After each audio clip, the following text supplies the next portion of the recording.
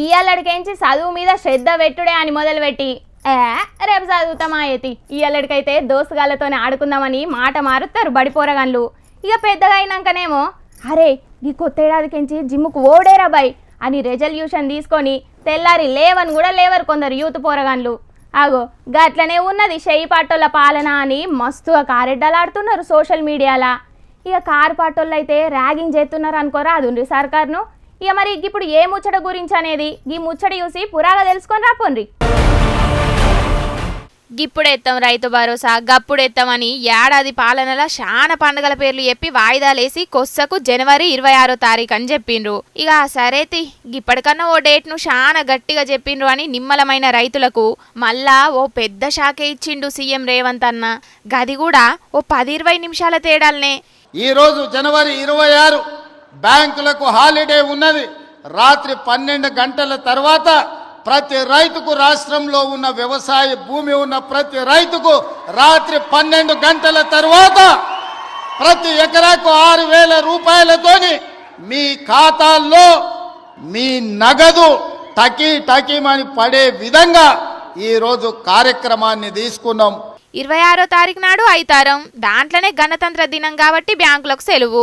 గందుకే అర్ధరాత్రి 12 దాటి డేటు మారంగానే రైతు భరోసా పైసలతోటి ఫోన్లు టకీమని మోగుతాయని చెప్పుడుతోటి మస్తుగా సంబరపడ్డారు రైతులు. కానీ గింతల్నే రాష్ట్రంలో ఉన్న రైతాంగానికి వ్యవసాయ యోగ్యమైన భూములకు దాదాపుగా మార్చి 31 తారీఖు లోపల 10,000 కోట్ల రూపాయలు పేద రైతుల ఖాతాలో నిధులు వేసి 10,000 కోట్ల రూపాయలు రైతులకు ఇచ్చే బాధ్యత ఈరోజు కాంగ్రెస్ పార్టీ తీసుకుంటుంది. ఫస్ట్ ఏమో రైతు భరోసా పైసలు 27వ తారీఖు నాడు పడతాయి అన్నాడు. మళ్ళా టెన్కల జర్రంత సేపటికేమో మార్చి 31వ తారీఖు లోపల అందరికి ఎత్తామని చెప్పిండు. గీ డెడ్ లైన్ ఏందో గీ మాట మార్చుడేందో గీ కండిషన్లేందో సర్కారోళ్ళకే తెలవాలే గాని ఇక కేటీఆర్ అన్న అయితే గిట్ల కారెడ్డమాడిండు సీఎం రేవంత్ అన్న మీద. కాదు నాకు రేవంత్ రెడ్డిని చూస్తే డౌట్ వస్తుంది. అపరిచితున్న సినిమా ఉండే అప్పుడు ఇటు మడతలు ఇటు తిరిగి ఇంకోటి తిరుగుంటాడు. ఇటు సేమ్ ఉన్నాడు. ఇటు రెమో అటు ఇంకోటి ఏంటి కాదు రాము రెమో. ఎవడు రామో ఎవడు రెమోనో. అరే ఇప్పుడే నువ్వే అంటివి కదరా భయ్ మార్చి 31 లోపల పడతాయి అని. సరే మన తెల్లారి వరకు పడతాయని అప్పుడే అన్నాడు. 10 నిమిషాలకే మళ్ళీ మొత్తం మార్చి 31 దాకా ఇస్తా అది అయిపోయింది. ఇప్పుడు మార్చి 31 అంటే మళ్ళీ సంవత్సరం చెప్పలే తమ్ముళ్ళు అది పెట్టుకోరు మీరు. ఎవరికి తెలియదు అది 2025, 26, 29, 30 ఎవరికి ఎరకలేదు. ఎందుకంటే వీళ్ళ మాటలకు గ్యారంటీ లేదు. అపరిచితుడు సినిమాల రాము రెమో లెక్కనే ఉంటదట రేవంత్ అన్న శాస్త్రం కూడా. ఎప్పుడు ఎట్లుంటాడో తెలియదు, ఎప్పుడేం మాట్లాడతాడో తెలియదు అన్నట్టు గిప్పుడే తెల్లారి పడతాయనే మళ్ళా గిప్పుడే మార్చి 31 అని రేవంత్ అన్న మీద కారెడ్డమాడిండు కేటీఆర్ అన్న. ఇక ఆహనా పెళ్ళంట సినిమాలో కోట శ్రీనివాసరావు సార్ కథ కూడా చెప్పిండు రేవంత్ అన్న సర్కార్ మీద. అహనా పెళ్ళంట అని ఒక సినిమా వచ్చిండే. అన్నవాడు చాలా పీసిరోడు ఉంటాడు. ఆ కోట శ్రీనివాసరావు క్యారెక్టరు చాలా పీసిలో ఆయన ఉంటాడు. ఆయన ఏం చేస్తాడంటే నువ్వు మా ఇంటికి రా నేను చికెన్ పెడతా అంటాడు. పోతారు వాడవడి విడవడిగా ఇప్పుడు ఉంటారు కదా దోస్తులు అంటే ఇక పోతారు. పోతే ఏం చేస్తాడు ఎరికైనా ఆడ కింద కూర్చోబెట్టి అన్నం పెట్టి అన్నంలో పచ్చడి వేసి ముంగట కోడిని ఎలాడదీస్తాడు. కోడిని ఎలాడదీసి చూసుకుంటా తిను అంటాడు. ఇదే చికెన్ అంటాడు. సేమ్ రేవంత్ రెడ్డి ప్రభుత్వం కాంగ్రెస్ ప్రభుత్వం కూడా వీళ్ళ వ్యవహారం కూడా గట్లే ఉన్నది. ఊరిచ్చడే తప్పితే మాట నిలబెట్టుకోదట షెయి పార్టీ. అంటే మాటల సర్కారే తప్పితే చేతల సర్కారు కాదు ఇది అంటున్నాడు కేటీఆర్ అన్న.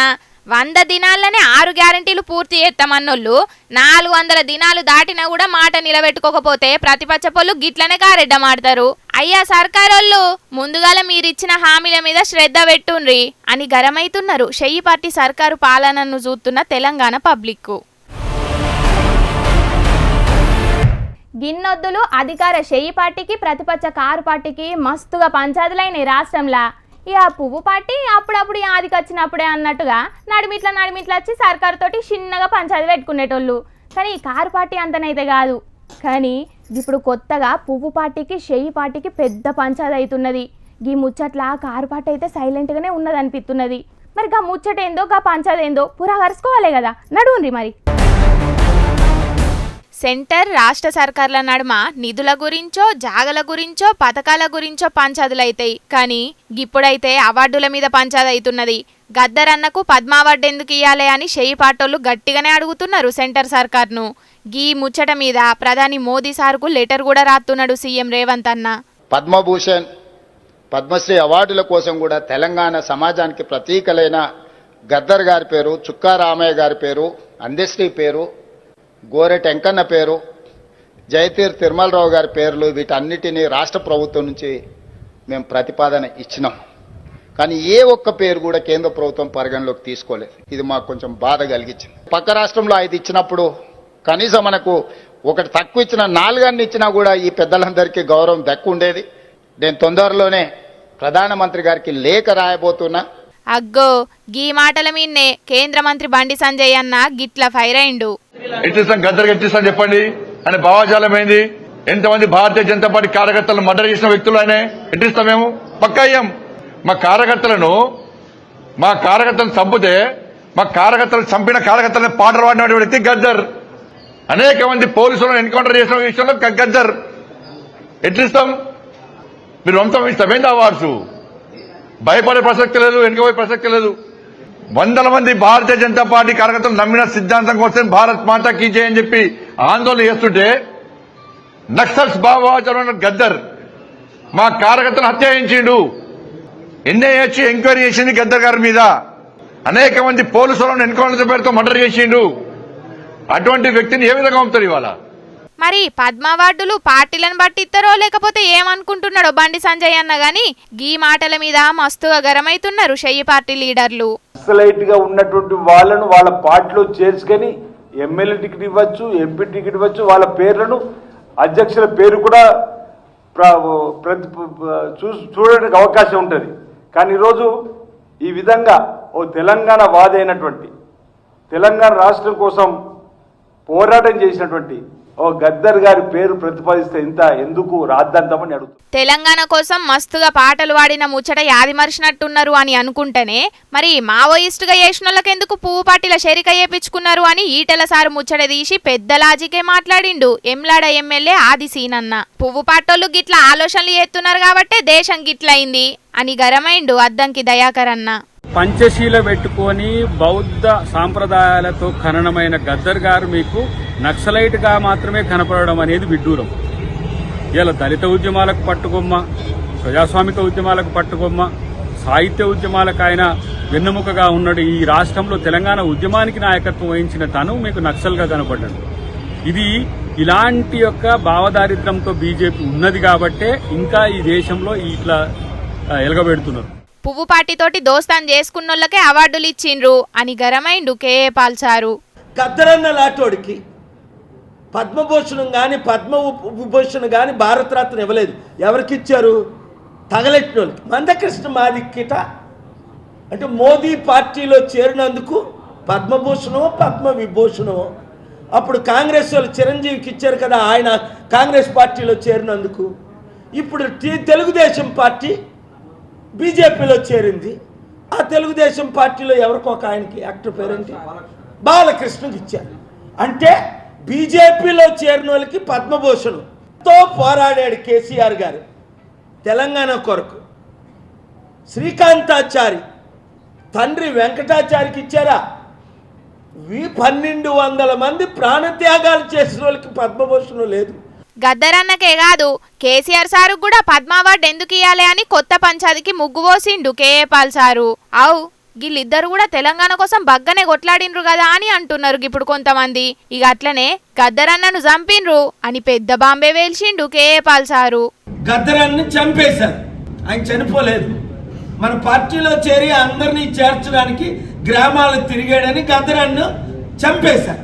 మరి ఈ మాటల మీద సర్కారు ఎసొంటి ఎంక్వైరీలు చేస్తుందో కేఏ పాల్ సార్ను ఏం అడుగుతుందో చూడాలే గాని పద్మ అవార్డుల మీద పంచాదైతే ఇప్పుడు ఆయతట్టే లేదు. చూడాలే ఇక.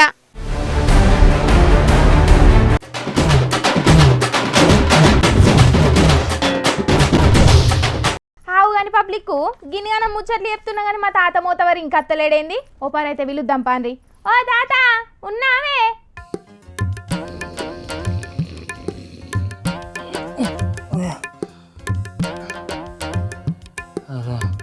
అడ్డమైన మెసేజ్లన్నీ వస్తానే కానీ అక్కడికి అయితే అత్తలేదు. ఇంట్లో పీనిగల అగో ఏంటిదే తాత కూరపాట్లు పడుకుంటా గా సెల్ ఫోన్ పట్టుకొని చూస్తున్నావు దేనికోసానికే?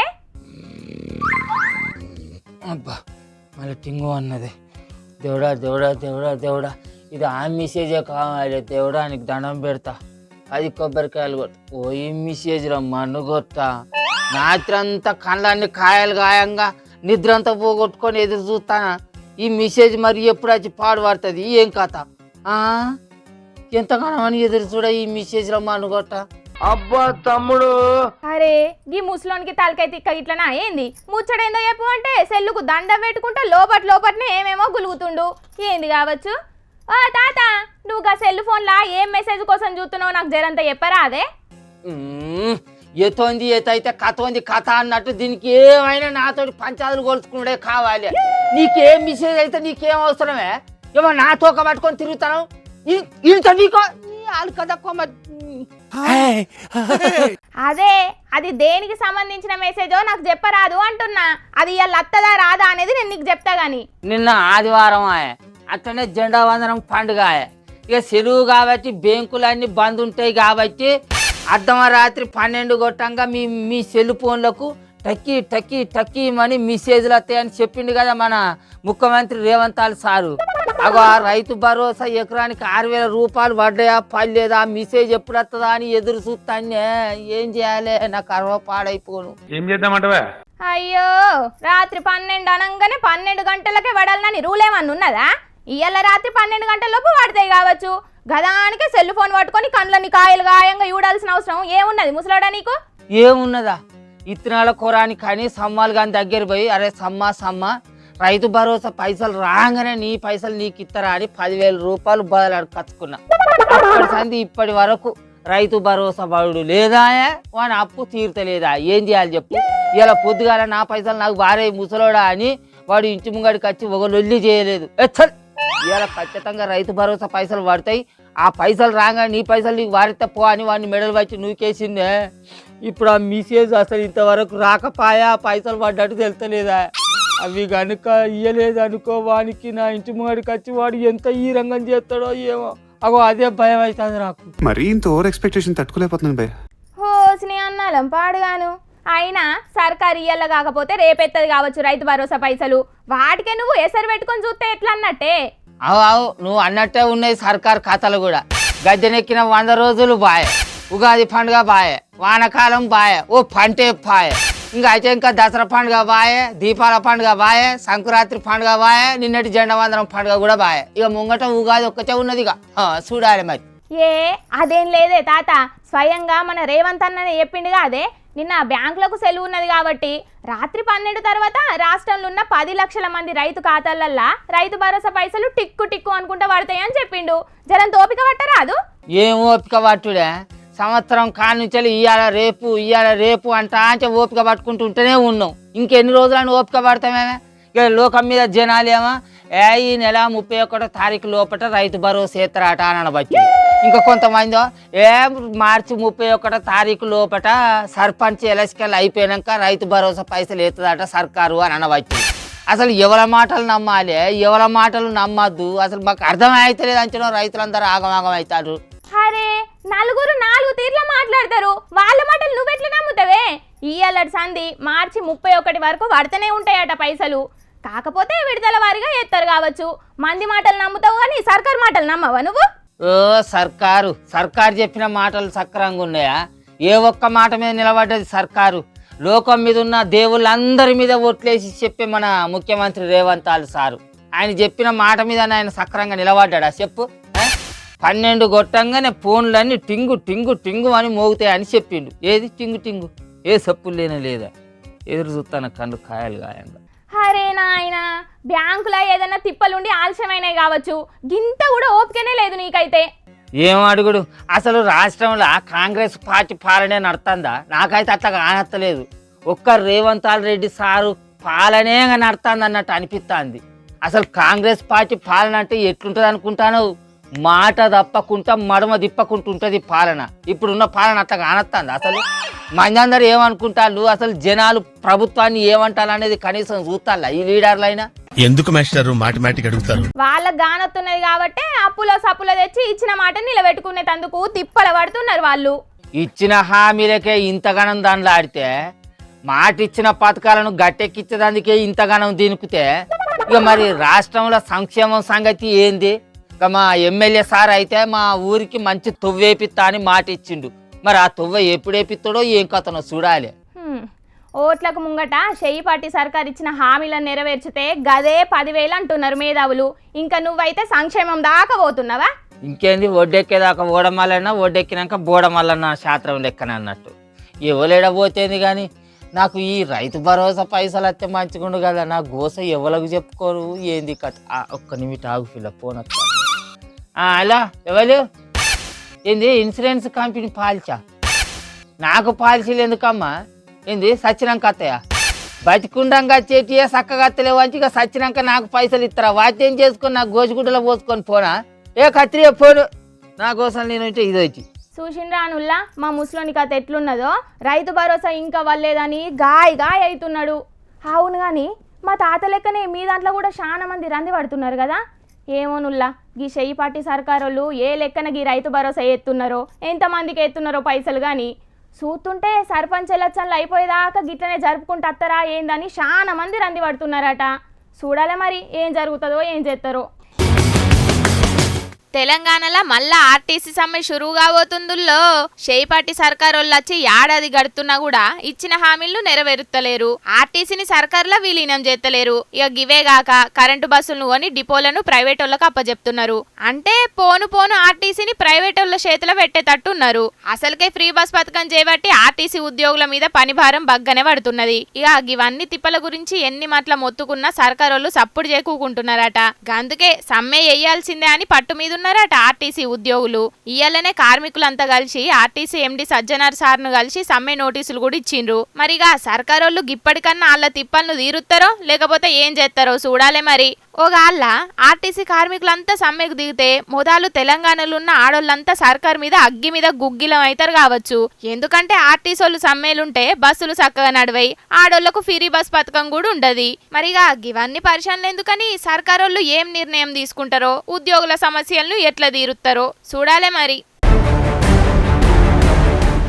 ఆగో గీడేమో ఇంటి ముంగట పొయ్యి పెట్టిండ్రు. సంక్రాంతి పండుగ మొన్ననే అయిపోయింది కదా అని చూస్తున్నారా? గిది ఇంటోళ్ళు పెట్టిన పొయ్యి కాదుల్లో, బ్యాంకోళ్ళు పెట్టిన పొయ్యి. గీ ఇంట్లుండే లక్ష్మక్క తెలంగాణ గ్రామీణ బ్యాంకులో 61,000 అప్పు తీసుకున్నదట. ఇక మరి ఇంటి పరిస్థితి మంచిగా లేదో లేకపోతే ఎట్లనో గాని అప్పు కట్టకపోయే వరకు బ్యాంకోళ్ళు వచ్చి ఇంటి ముంగట పొయ్యి పెట్టిండ్రు. జనగామ జిల్లా దేవరుప్పుల మండలం పెద్ద తండాల జరిగింది ఇది. ఆగో గీ సారేమో అంటున్నాడు కదా, వీళ్ళు 28 తారీఖు లోపల 51,000 కట్టాలి, ఇప్పుడు 10,000 కట్టాలి. ఇది ఒకవేళ కట్టకపోతే మళ్ళా సెర్ప్ డిపార్ట్మెంట్ వాళ్ళందరూ వచ్చి ఇక్కడ కూర్చుంటూ వసూలు చేయడం అవుతుంది.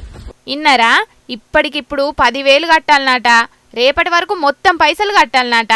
లేకపోతే బ్యాంకు సిబ్బంది మొత్తం మీ ఇంటి ముంగట్నే వచ్చి గిట్లనే వంట వార్పులు చేస్తారని వార్నింగ్ ఇచ్చిండ్రు. ఇక నలుగుట్ల నాదాన అయ్యేటట్టున్నామని అప్పు తీసుకున్నోళ్ళు ఎంబటే 10,000 కట్టిండ్రట. ఇక గీ ఇంటి ముంగట్నే కాదు, బాకీ పడ్డ ఇంకొకరి ఇంటి ముంగట కూడా బ్యాంకోళ్ళు గిట్లనే పొయ్యిలు పెట్టిండ్రట. ఇక ఈ వీడియో సోషల్ మీడియాలో వైరల్ అయ్యే వరకు నీ అవ్వ అప్పు వసూలు చేయనికి బ్యాంకోళ్ళ వంట వార్పు కార్యం గమ్మతే ఉన్నది కదా అని కొందరు అంటుంటే, గిట్లా పేదోళ్ళ ఇంటి మీద పడి అప్పులు వసూలు చేస్తున్నారు మంచిగానే ఉన్నది గాని మరి బ్యాంకులల్లా లక్షలు కోట్ల రూపాయలు తీసుకొని పారిపోయిన బలిసినోళ్ళ సంగతేంది? వాళ్ళింటి ముంగట కూడా గిట్లనే పొయ్యిలు పెడతారా అని గరమైతున్నారు ఇంకొందరు.